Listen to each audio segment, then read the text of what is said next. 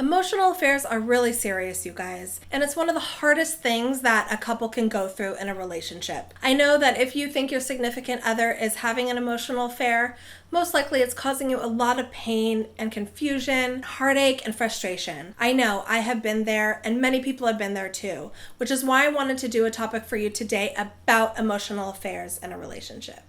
An emotional affair is defined as a relationship between a person and someone other than their spouse or significant other that affects the level of intimacy, emotional distance, and overall dynamic in the relationship of the couple.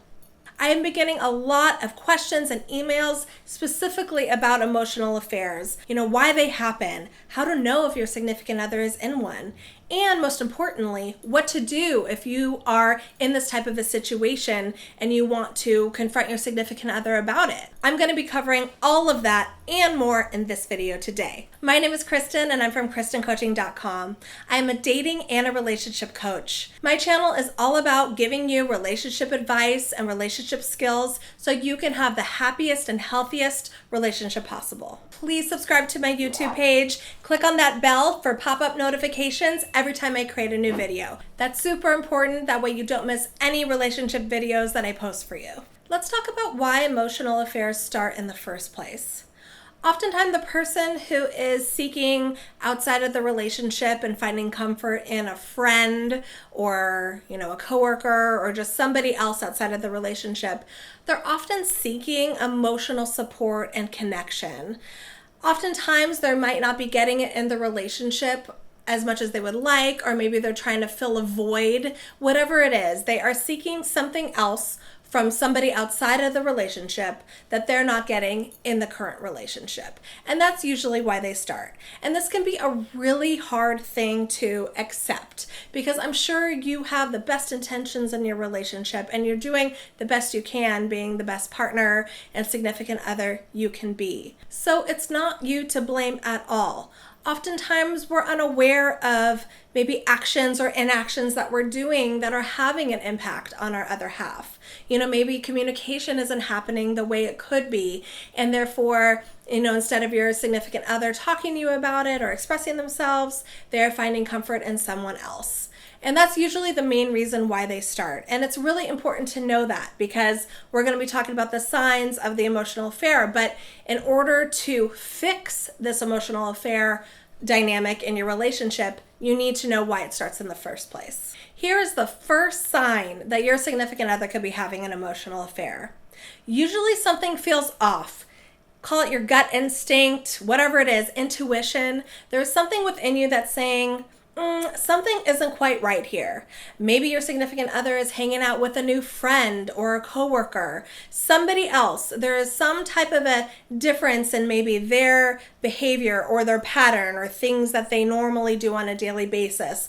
And they're hanging out with somebody else. And you're just getting a feeling that something is off. I say this because the gut instinct is usually spot on. Not all the time, but I want you guys to start trusting your instinct. And if you're feeling that something is off in your relationship, that is usually an indicator that something is. And that could be the first sign that your significant other could be having an emotional affair. Sign number 2, your significant other is labeling their new relationship with someone as we're just friends. Oftentimes when they say just friends, they are trying to minimize the relationship that they're having. I think that if somebody has a true friendship with somebody, they would be like, oh yeah, so-and-so, me and I are friends. Like, this is what it is. We hang out, we have a good time together, we enjoy each other's company. But usually when they say something about being just friends, it could be a sign that they're minimizing or hiding the actual true potential of the relationship between them that's going on. So again, just another red flag and indicator that something could be up. Sign number 3, your significant other is obsessed with their phone.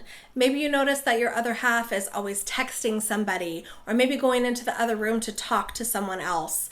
I think that if you're noticing a difference that your significant other is mainly on the phone, especially when you guys are together hanging out, that shows that their attention and their energy is going somewhere else. So the question is, who is that going to? And it could definitely be an indicator that an emotional affair is happening. Number 4, Oftentimes, people who are in an emotional affair will make excuses to want to hang out with their friend or someone else or a group of people. Basically, making excuses to hang out with anybody but you one-on-one. And this is usually because your other half wants to spend time with the person that they're getting that emotional fulfillment from. So they're going to make excuses as to why they need to separate from you and go out, whether it's a night out or go out to dinner, or maybe they're going to come home late from work, whatever it is. But if your other half is giving you reasons and excuses not to be home with you, definitely a red flag to watch out for. Oftentimes, in an emotional affair, your significant other is going to tell their friend or whoever they're having the emotional affair with really detailed information about your relationship. They're going to be talking about your relationship to that person and opening up and giving really personal details about you two. So oftentimes that can feel like a big violation of a boundary that you have, because you don't want your other half necessarily just to be talking to anybody about what's going on between you guys, right? So an emotional affair can start or even be happening if you're recognizing that your other half is reaching out to somebody else about problems in your relationship. Sign number 6. Your significant other is telling their friend information that they don't tell you. Usually this comes out later on, where you find out that your other half has mentioned something that you never knew that they were feeling or experiencing, however you find that out. But it usually comes into light about saying, well, why didn't you tell me that? I never knew you were feeling that way. And you had discovered that your significant other told their friend or someone else.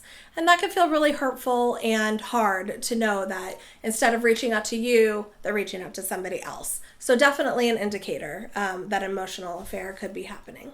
Sign number 7. Your significant other is going to pay attention to how they look around the friend that they're having an emotional affair with. So oftentimes, maybe your significant other is going to want to buy new clothes or wear new cologne or do their hair a little extra special. They care about their appearance when they are having an emotional affair because emotions are involved and feelings are involved. And even if it's not physical, they're still sometimes going to go that extra step and that extra mile to look good for that other person, as opposed to looking good for you in your relationship. And last but not least, sign number 8. Oftentimes your significant other is going to break relationship boundaries with you in order to communicate with their friend. So maybe they're going to take a late night text message from them. Maybe you guys are having dinner and they're going to interrupt dinner to go outside and talk to their friend. Maybe they're going to make excuses with you in order to be able to communicate with the person that they're having an emotional affair with. At the end of the day, you're going to be feeling that relationship boundaries are being violated. You're going to get that gut instinct, and that's usually because they are. So if your significant other is breaking those relationship boundaries for someone else, definitely an indicator of an emotional affair. Now, I want to say that when somebody's having an emotional affair, no, it doesn't necessarily mean they're having a physical affair, but it is a thin red line that they are walking, because I feel that the more emotional connection that somebody has with somebody else, then that physical desire starts to happen, and it absolutely can create a physical affair eventually, if not stopped appropriately or ahead of time. So a lot of people ask, just because they're having an emotional affair, does that mean that they're being physical with that person too? Not necessarily, but it is an absolute worry to pay attention to. Oftentimes people feel very violated, even more violated with an emotional affair than they do with a physical affair, because your other half is giving that other person that attention more than they would if they were just having a physical affair only. So that can feel really hurtful to you, the person who is on the receiving end of that affair. Now it's time to find the solution to this problem, right? We have defined what an emotional affair is. We've identified the signs that your significant other could be having one. So now what do we do about it? This is the key, crucial piece, right? Because we want to fix your situation. We want to get you and your significant other back on the same page, back together, getting that emotional connection rekindled, because most likely if they are having that emotional affair, your guys' connection has been lost. So let's get that back. So the first thing you're going to want to do is have a calm and serious conversation with your other half about what's going on. You're not going to be able to resolve this emotional affair on your own. You need to get your partner involved. That is the first thing you need to do. You have to be prepared to have a conversation about your relationship. You have to sit your partner down and have a lot of time to speak about it and talk to them and get real. From there, after you have sat your partner down to talk, you're going to want to let your partner know how this has impacted you, how your partner's actions and behaviors towards their friend or the other person that they've been hanging out with, how it's impacted you and impacted the relationship. I really want to give a warning to not blame. This can be really hard to do. You want to own your feelings in this conversation. You want to say, I miss us. I miss us hanging out all the time. I miss when you opened up to me and told me all of your feelings and your thoughts and your fears, and I'm not feeling like I'm getting that anymore, and I'm worried about us. So you want to have a really deep conversation of owning your feelings and how it's been affecting you and affecting your relationship. That's really important. Next, you need to be ready to tell your partner what you need from them, which is essentially having them cut off the relationship with that other person. Now, this might not be as easy as I say because maybe your significant other is working with them or having some type of a relationship where they have to see them. But there is a way for them to cut off that emotional connection. There's a way to cut off all those text messages and phone calls and, lunch dates with that person, whatever it is. They're going to need to cut off contact because there is no way that you guys have a fighting chance if there's still those lines of emotion that is connected with your significant other to that other person. We need to sever that connection and start increasing that connection with you two. So you're going to need to tell your significant other what you need from them. And ultimately, they're going to need to be willing to do that. And last but not least, you're going to need to have an honest conversation with your significant other about how you can help fill the void and do what you can to fill it. Because most likely when they cut off contact with that friend or that person that they've been communicating with and having that emotional connection, they're going to lose something from that. They're going to lose that emotional support or validation or care that they were getting from that person. So you're going to need to come in and bring that back into the relationship. So you're going to have to talk to your partner about what you can do. What do they need from you to feel supported, feel connected with you, feel that you are giving them your emotional support, because they're going to be missing that from the other person, but you're going to be able to give that to them. And then that slowly is going to help rekindle the connection between you guys. I really want to reiterate that your other half having an affair is not your fault, okay? It is what it is. These things happen. Oftentimes there is a lack of communication in the relationship. And again, instead of your significant other coming to you and telling you how they're feeling and they're thinking, they go out and they seek it somewhere else. It's nobody's fault.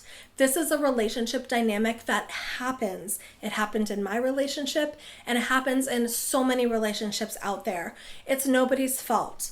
But the reason I'm talking to you today in the first place is because you are not going to be able to change your relationship unless you're willing to put in effort, unless you're willing to address what's going on in front of you and are willing to be courageous and take those steps necessary to fix your relationship. So this video is for you because you do have power to improve your relationship. All of my videos, I focus on you. What can you do to improve it? What can you do to make it better? This does not put the blame on you, but it gives you the power to get your relationship back. So I really want you to know that, and that's why I wanted to reiterate this important aspect. That wraps up my video for today. Please, if you have specific questions about your relationship, I want you to comment below, ask them to me. I will get back to you as soon as I can, like I always do. I'm here for you. I want to support you, and I want to give you help and relationship advice so you can make it through this really tough hurdle in your relationship. Make it over the hump to the other side so you guys can have that connection that you once had before and get your relationship back on track and stronger and healthier than ever. So I wish you the best. Good luck.